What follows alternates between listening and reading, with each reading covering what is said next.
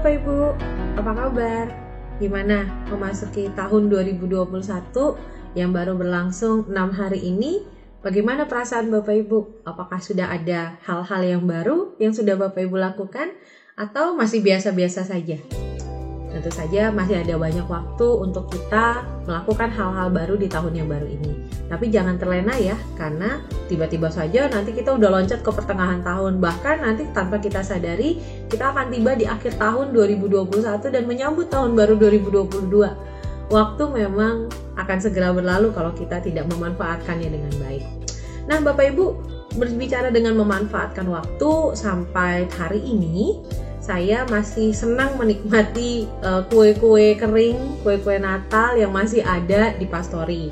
Karena kue-kue ini lumayan awet, jadi saya senang nyemilinnya satu-satu supaya tidak terlalu begah gitu ya perutnya. Karena apa yang berlebihan pasti nggak baik untuk kesehatan. Jadi kalau saya mau makan kue harus diirit-irit. Nah, kali ini ada 2 kue di hadapan saya. Bapak Ibu bisa lihat ya, ada yang warnanya coklat, ada yang warnanya putih. Dan ini adalah 2 jenis kue yang berbeda. Kalau dilihat dari kuenya, saya mau cerita sedikit. Ini kue pastinya kue coklat ya Bapak Ibu. Dan saya suka kue ini karena ini tidak terlalu manis. Tidak terlalu manis. Dan ini bagus untuk, nggak mungkin kita yang sedang mengurangi untuk makan gula maupun makan yang manis-manis. Ini kue yang cocok untuk kita. Nah, tapi kue yang satu ini warnanya putih, tentu saja kue yang berbeda dari yang satunya. Nah, ini kelihatan banyak hancurnya karena dia teksturnya lembut banget. Jadi kalau begitu masuk di mulut langsung hancur. Langsung lumer dan kemudian nyangkut di mulut, di langit-langit. Dan rasanya lumayan manis. Nah, mungkin kue ini nggak cocok untuk orang yang sedang diet gula. Mungkin harus bisa mencerna sesuatu yang lebih baik untuk kesehatannya sehingga tetap bisa dinikmati tanpa menimbulkan kerugian yang cukup parah. Nah, dari 2 kue ini saja kita belajar tentang selera. Mungkin Bapak Ibu yang ada di rumah juga kemarin-kemarin ketika Natal dan juga Tahun Baru mengirimkan parsel-parsel kue untuk saudara, untuk teman, sahabat. Dan itu mungkin saja kita pilih parsel kue itu karena seleranya cocok dengan kita. Tapi bisa saja kan, ternyata belum tentu cocok dengan orang yang akan menerima parsel kue itu. Mungkin itu terlalu manis atau terlalu gurih atau mungkin itu juga agak kurang rasanya. Bisa saja seperti itu. Dan memang yang namanya selera, tentu tidak semua orang punya selera yang sama, pasti berbeda-beda. Maka dari itu akan sulit rasanya untuk menentukan mana kue yang paling enak atau mana kue yang terbaik dari semua orang yang bikin kue. Itu pasti akan susah.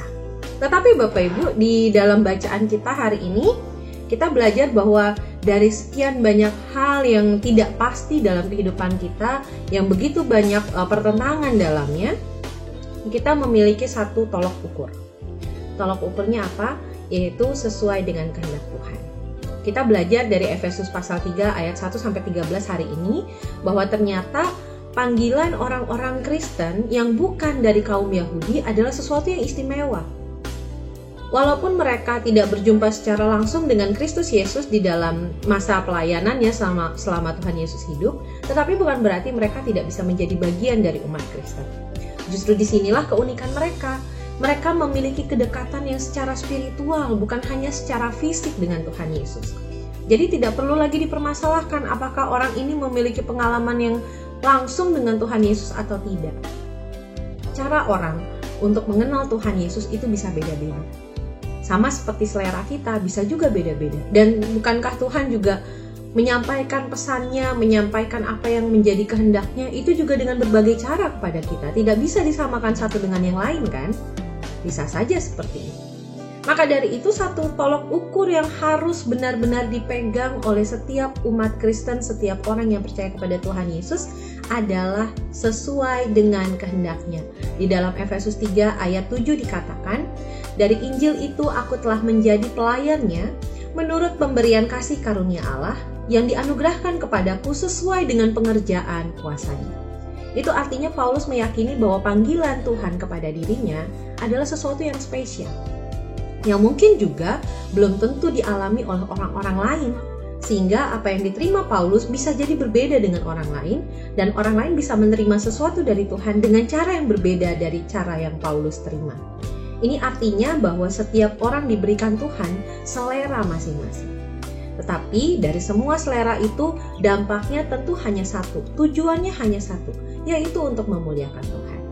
Sehingga apapun yang kita hadapi, baik maupun buruk, seperti apapun situasinya, kita harus tanya apakah ini semua memuliakan Tuhan atau tidak. Sama seperti ketika kita memilih pekerjaan, memilih sekolah mungkin, atau memilih pasangan hidup, atau memilih dalam hal apapun.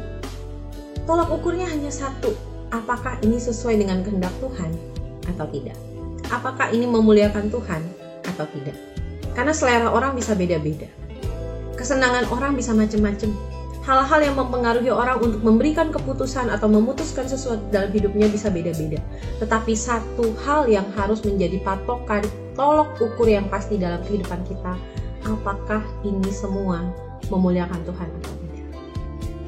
Kiranya kita semua di tahun yang baru ini boleh memilih secara bijak apa yang menjadi pengalaman hidup kita, apa yang menjadi hal-hal yang akan kita jalani di tahun baru ini, dan selalu ingat apapun itu, apapun pilihan kita, kiranya Tuhan dimuliakan melalui semuanya itu.